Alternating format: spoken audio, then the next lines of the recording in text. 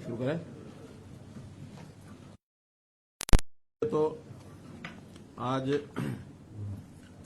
ईद का त्यौहार है, तो इस ईद के त्यौहार पर मैं आपके माध्यम से सभी को बहुत बहुत बधाई और शुभकामना देता हूं।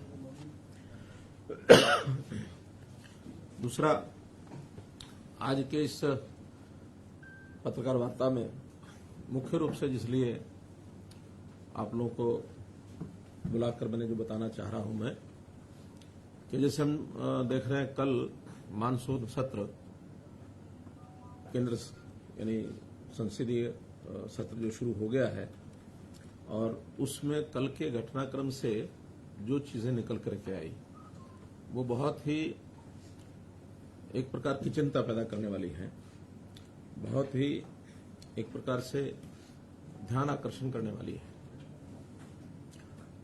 इस बार के मानसून सत्र में आखिर संकेत पहले मिलते हैं कि किन किन बातों को लेकर के चीजें आगे बढ़ेंगी। तो ऐसा माना जा रहा है कि इस बार किसानों के लिए, युवाओं के लिए, महिलाओं के लिए, पिछड़े वर्ग के लिए कुछ योजनाओं पर चर्चा जरूर लोकसभा के सेशन में होनी थी, होनी भी है अभी, और उसमें कई प्रकार की बातें उनके अधिकार क्षेत्र को बढ़ाने के लिए आने वाली है, ऐसा जो पहले से इंगित है। लेकिन विरोधी पक्ष कांग्रेस का एक हमेशा एक टारगेट रहा है कि कभी भी देश में कोई अच्छी बात होने की संभावना हो तो उससे पहले कुछ ताकतों के साथ मिल करके उन चीजों को कैसे डिरेल करना है, प्रारंभ में ही उसके ऊपर कोई ना कोई प्रश्न चिन्ह खड़ा कर दिया जाए। तो जिस प्रकार कल उन्होंने ये सब किया है कि एक कंपनी है पेगासस, जिसकी मदर कंपनी एनएसओ है, उनके माध्यम से जो जासूसी और फोन टेपिंग की बात चलाई गई है, वास्तव में तो कांग्रेस का एक चरित्र रहा है कि जैसे वो खुद हैं ऐसा ही वो सबके ऊपर लांछन लगाने की बातें करते हैं, क्योंकि उनका इतिहास भरा पड़ा है। जब अपने यूपीए के कार्यकाल में ये सब वो करते रहे, न केवल विपक्षी दल के लोगों के साथ, बल्कि उनका तो अपना घर भी इन चीजों से भरा हुआ है कि अपने ही लोगों की फोन टेपिंग, अपने ही लोगों की जासूसी, ये सब वो कराते रहे हैं। उनको लगता है कि शायद सभी ऐसा करते होंगे, जबकि हमारी सरकार का किसी प्रकार का दूर दूर तक इसके साथ कोई लेना देना नहीं है। और उनके यहां का इतिहास तो ये है कि आपको ध्यान में होगा, एक बार उस समय के वित्त मंत्री प्रणब मुखर्जी ने, जो उस समय के गृह मंत्री थे पी चिदम्बरम, उनके खिलाफ कितना एक सीरियस, एक खतरनाक पत्र लिखा था कि गृह मंत्री वित्त मंत्री के फोन टेपिंग करा रहे हैं। कैसे चंद्रशेखर की सरकार को दो जासूसों की कहानी बनाकर कैसे गिरा दिया गया। कांग्रेस ने अपना समर्थन वापस ले लिया था। 9000 लोगों की ऐसी एक लिस्ट है जो यूपीए के समय जिन लोगों की फोन टेपिंग होती रही, 9000। तो ये इतिहास भरा पड़ा है उनका, क्योंकि उनको किसी पर भरोसा ही नहीं रहता है। लोकतांत्रिक तरीकों से चीजों को चलाने का उनका विश्वास नहीं है। लोकतंत्र की हत्या कैसे की जाती है, ये इमरजेंसी में हमने देखा है। ये भी उसी कांग्रेस के कारनामों की एक उदाहरण है। तो इसलिए जासूसी में उन्होंने अपने जो साथी उनके थे, चाहे वो सीताराम येचुरी वामपंथी नेता हैं, जयललिता हैं, चंद्रबाबू नायडू हैं, ममता बनर्जी हैं, उनके फोन टेपिंग ये उन्होंने कराई। इनकी शिकायतें रही हमेशा। जब न्यूक्लियर डील था उस समय अमर सिंह की फोन टेप कॉल्स ये इन्होंने कराई है। अमर सिंह ने खुलकर शिकायतें की कि मेरे फोन कॉल्स को टेप किया जा रहा है। तो ये इनकी संस्कृति रही है। इस संस्कृति से बाहर नहीं निकले हैं। और जब भी कोई इनका टाइमिंग बड़ा सेट होता है। इस टाइमिंग में जब इनको लगता है कि आज हमें और कुछ नहीं मिल रहा, क्योंकि इस समय नरेंद्र मोदी जी का जिस प्रकार का पिछले 7 साल से 8 साल से कार्यकाल जो अब पूरा हो रहा है, इसमें इनको कुछ नहीं मिला है। जनता हित की, राष्ट्रवादी विचारधारा की एक सरकार चल रही है, और इसमें खास करके वो भी जब षड्यंत्र रचते तो विदेशी सहायता लेकर रचते हैं। यानी अब ये अगर हम पेगासस देखें तो एक दिन पहले 18 तारीख को एक स्टोरी ये लीक कराई जाती है द वायर के माध्यम से, और ये द वायर भी ये वामपंथी पत्र है, वामपंथियों का एक इस प्रकार का एक बना हुआ है नक्शस। और उससे पहले कुछ दिन पहले यूरोप के अंदर एमनेस्टी नाम की जो संस्था है वो अपने वेबसाइट के ऊपर इन कहानियों को चलाती है। एमनेस्टी ने वहां से छापा, यहां वायर ने पकड़ लिया, और वायर ने उठा करके ये विषय उड़ा दिया कि यहां तो पता नहीं कितने लोगों की सारी फोन टैपिंग हो रही है और उनके मंसूबे जो किए जा रहे हैं। हमको क्या जरूरत है इनके फोन टैपिंग करने की, क्योंकि तो बिना फोन टैपिंग ही जनता में जो बोल देते हैं वही इतना हास्यास्पद होता है कि उसी का जो इनको खामियाजा भुगतना पड़ता है। तो हमको इनके अंदर की बातें ज्यादा निकालने की जरूरत होती नहीं है, ये बहुत कुछ वैसे ही बोल जाते हैं। और इस सारी स्टोरी की सत्यता तो, ऑथेंटिसिटी तो हम इस बात से दान कर सकते हैं, ये एमनेस्टी संस्था ये इंटरनेशनल है, तो इंटरनेशनल संस्था की अपने जो उनके जिसको कहना चाहिए उनकी अपनी विश्वसनीयता, उसके ऊपर प्रश्न चिन्ह है। एमनेस्टी जब भी भारत में आकर के काम करने लगी तो इनसे पूछा गया कि आप ये सब काम करते हैं, आपने सोर्स ऑफ फंडिंग ये बताओ। तो इन्होंने सोर्स ऑफ फंडिंग बताने के बजाय ये कह करके कि भारत में काम करना बड़ा मुश्किल है, यहां से बिस्तर बोरी लग जाओ, और ये एमनेस्टी बिस्तर बोरिया बांध के चली गई। तो जो संस्था अपने सोर्स ऑफ फंडिंग नहीं बता सकती, उसकी कहानी के ऊपर विश्वास कैसे किया जा सकता है? इसका मतलब कहीं ना कहीं इनके सबके तार ऐसी संस्थाओं से जुड़े हैं जो भारत देश की इमेज को खराब करना चाहते हैं। कांग्रेस के ऊपर मेरा सीधा आरोप है, कोई ऐसी बात हमारे खिलाफ कहें, नरेंद्र मोदी जी के खिलाफ कहें या केंद्र सरकार के खिलाफ कहें, जिसका कम से कम देश की जो हमारी संप्रभुता है, देश का जो हमारा मान सम्मान है, उसका तो ध्यान रखें। कोई अपने देश के अंदर की कोई बातें कह करके अगर कोई आलोचना होती है तो हम सहन भी करते हैं, कोई दिक्कत नहीं है। लेकिन जिन बातों को लेकर के हमारे देश की इमेज विदेशों में घटती है, ऐसी चीजों से इनको सावधान रहना चाहिए। इस प्रकार के खेल ना खेलें, वरना देश का अहित होगा, हमारे बारे में विश्वसनीयता ये घटेगी। आज देश दुनिया में किसी एक लेवल पर पहुंचा है, वो मोदी जी की नीतियों के कारण से, एनडीए की नीतियों के कारण से हम लोग कहीं पहुंचे हैं। लेकिन उसको धरातल पर न उतरने देने के लिए, उसको बदनाम करने के लिए जिस प्रकार की कहानियां ये बनाते हैं, तो इन कहानियों को जैसा ये कर रहे हैं इसकी मैं निंदा करता हूं। और कुल मिलाकर के देश की जनता इन बातों को ध्यान रखेगी कि ऐसे किसी विदेशी संस्था के साथ कांग्रेस जो षड्यंत्र करके जिस प्रकार का ये फोन टैपिंग कंट्रोवर्सी को इन्होंने उछाला है, ये सिस्टमेटिक तरीके से भारत की प्रतिष्ठा को चोट पहुंचाने का ये काम है। इसकी निंदा हम सब करते हैं। इतनी ही बात आज की इस प्रेस कॉन्फ्रेंस में मुझे आपके सामने रखनी थी। जो आप ये चिंता बता रहे हैं, ये आपके पास आधिकारिक सूचना भारत सरकार से आई है, जैसे क्योंकि इंटरनेशनल और नेशनल जिससे चल रहा है, तो आपके पास, हमारे पास अपना जो सूचना है, जिस अधिकार से आप कह रहे हैं कि सब षड्यंत्र रच रहे हैं, ये पॉलिटिकल स्टेटमेंट की चीफ मिनिस्टर का आधिकारिक बयान नहीं हो सकता, तो इसका आधार क्या है? ये आधिकारिक बयान है। जब से कल ये सारा लोकसभा विषय उठा है, मैं इसके ऊपर 10 घंटे लगातार मैंने लगाए हैं। मेरी जानकारियां ऑथेंटिक जानकारियां हैं। ये सरकार की एजेंसियों के माध्यम से भी जानकारियां हैं, ये वेबसाइट के माध्यम से भी जानकारियां हैं, ये मीडिया के माध्यम से भी जानकारियां हैं। सभी सोर्सेज से जानकारियों के आधार पर मैं कह रहा हूं। चूंकि जब एमनेस्टी इंटरनेशनल भारत में आया, उनसे भारत सरकार ने पूछा कि आपके सोर्स ऑफ फंडिंग क्या है। उन्होंने बताया नहीं, बल्कि अपना बिस्तर बोरी लाद करके चले गए। ये तो फैक्ट है। इस फैक्ट के अंदर मुझे कोई अनुमान नहीं लगाना है।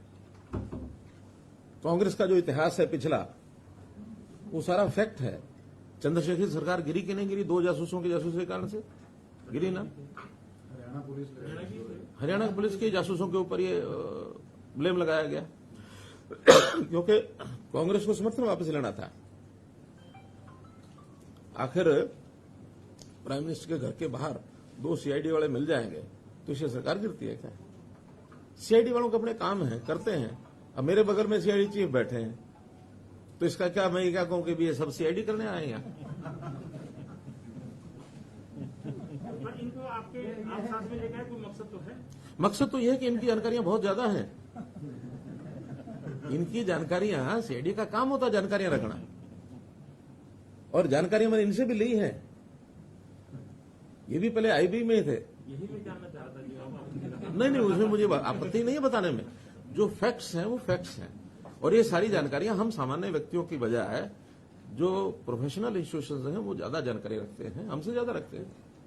इनका काम है ये। आपने कहा कि 10 घंटे अध्ययन किया, जो उसमें नाम आया उसमें कुछ आपकी पार्टी के नेताओं के भी नाम है, तो देखिए इस तरह के आरोपों का क्या रहा है? विपक्ष की जासूसी कराया। देखिए ये जो एजेंसियां होती हैं जो इस प्रकार के खुफिया तंत्र के सॉफ्टवेयर बनाती हैं, उन्होंने एक सॉफ्टवेयर बनाया हुआ है। वो सॉफ्टवेयर दुनिया को बेचते हैं। किसको बेचते हैं, किसको नहीं बेचते हैं, उनका अपना इंटरनल मामला। कौन खरीदता है, कौन नहीं खरीदता, ये खरीदने वाले का मामला है। क्या उनका हेतु होता है, ये उनका मामला है। लेकिन उसके अंदर बहुत से जो उनका डाटा बनता है टेलीफोन नंबर्स का, पता नहीं, हो सकता मेरा भी टेलीफोन नंबर उसमें हो, आप लोगों का भी किसी में हो। तो डाटाबेस जो होता है फोन नंबर्स का, वो जो 50,000 फोन नंबर्स जो रिलीज किए गए हैं, वो उनके हो सकता है टारगेट रहे हों, लेकिन वो टारगेट किसने बनाया और कौन सी कंपनी ने कहां से जाके लिए, और वो सारे कोई उनके ऊपर कोई स्पाईवेयर काम किया कि नहीं किया, ये कहीं कोई प्रमाण नहीं है। मेरा फोन भी है, मैं भी सावधानी से ही अपनी बात करूंगा, क्योंकि हो सकता है मेरे फोन भी कहीं ना कहीं किसी ने लगा रखा हो। दुनिया में बहुत सी ऐसी एजेंसीज हैं जो इस प्रकार के जासूसी काम करते हैं, दुनिया में है। लेकिन हमारा उसमें क्या रोल है? हम तो हो सकता है स्वयं उसमें फंसते हो, लेकिन हमारा इसमें रोल नहीं है। अगर कोई जासूसी कंपनी ने कोई 50,000 नंबर आउट किए हैं, तो ये वो कंपनी अपनी रिसर्च सेंटर में बताएगी कि क्या है क्या नहीं है। ये शोर तो यही मच रहा है सर कि ये जो पेगासस का जो सॉफ्टवेयर है वो केवल सरकारों को ही बेचते हैं, प्राइवेट नहीं, प्राइवेट एजेंसियां भी लेती हैं उनसे। हाँ, वो भी लेती हैं। अब ये हो सकता है कि प्राइवेट एजेंसियां उनसे प्राइवेट तरीके से लेती हों, डिक्लेयर ना करती हों, क्योंकि बनाने वाली जब एजेंसी प्राइवेट है, ये कौन सी सरकारी है? नहीं, हमारे पास इसकी कोई जानकारी नहीं है। लेकिन अगर किसी के नंबर किसी प्राइवेट एजेंसी ने ले रखे होंगे और हमारे पास कोई शिकायत आएगी तो हम ढूंढ जरूर देंगे। हमारे पास कोई शिकायत आए तो हमारे पास इतने सिस्टम हैं कि उसको ढूंढ जरूर देंगे।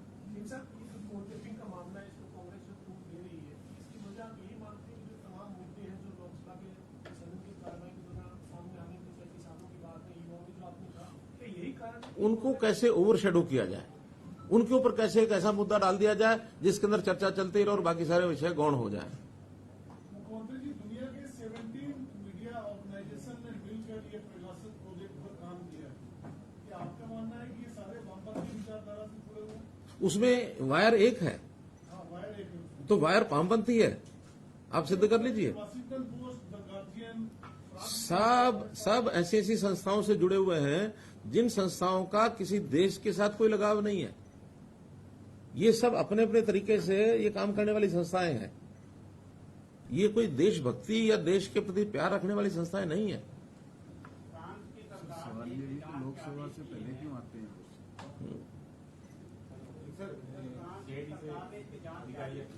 हाँ, क्या करें? हाँ,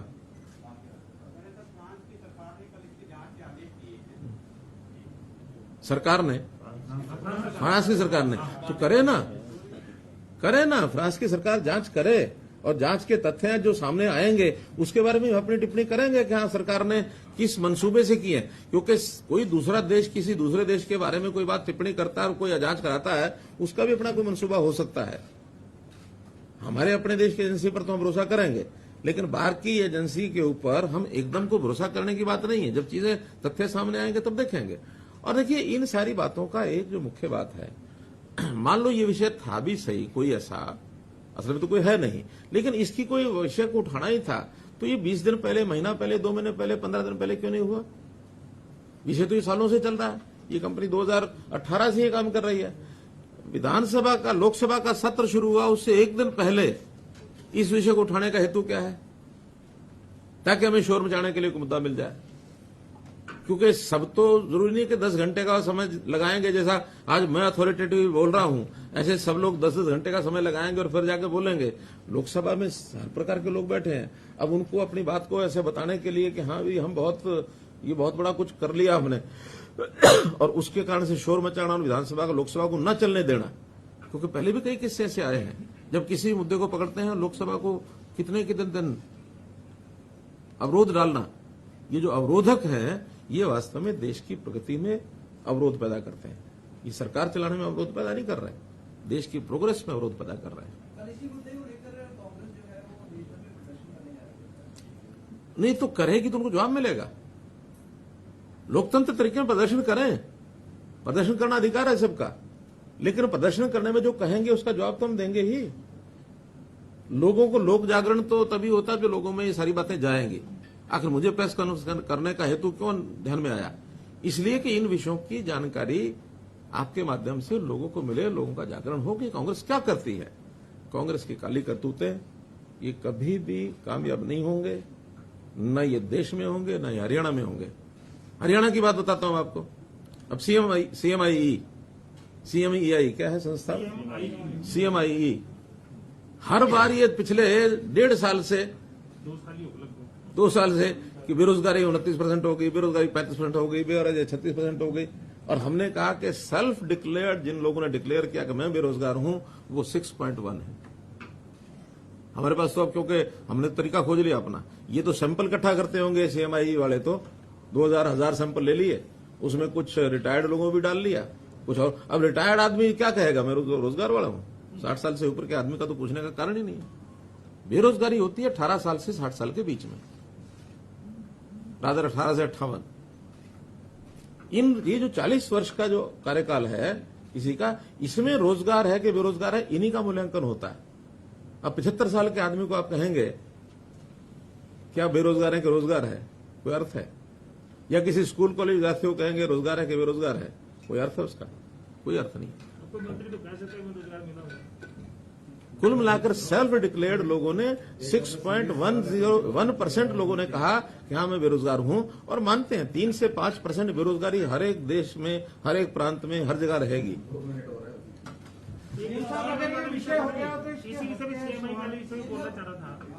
मैं बहुत जल्दी फिर मिलने वाला हूं साहब, फिर करेंगे।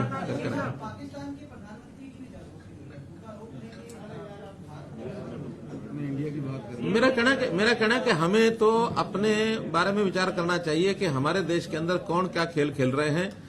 आखिर चाहे पॉलिटिकल पार्टियां हों, चाहे इंडिविजुअल्स हों, चाहे कंपनीज हों, चाहे समूह हों, कोई भी हो, देश हित को जरूर सर्वोपरि रखना चाहिए, देश हित के खिलाफ नहीं जाना चाहिए। और आज का ये जो विषय मैं बता रहा हूं, ये देश की प्रतिष्ठा को एक चोट पहुंचाने वाला विषय है। इस ओर जरूर आप यानी जनता को बताएं, अपने साधनों से बताएं। इतनी बात मुझे कहनी है। बहुत बहुत धन्यवाद।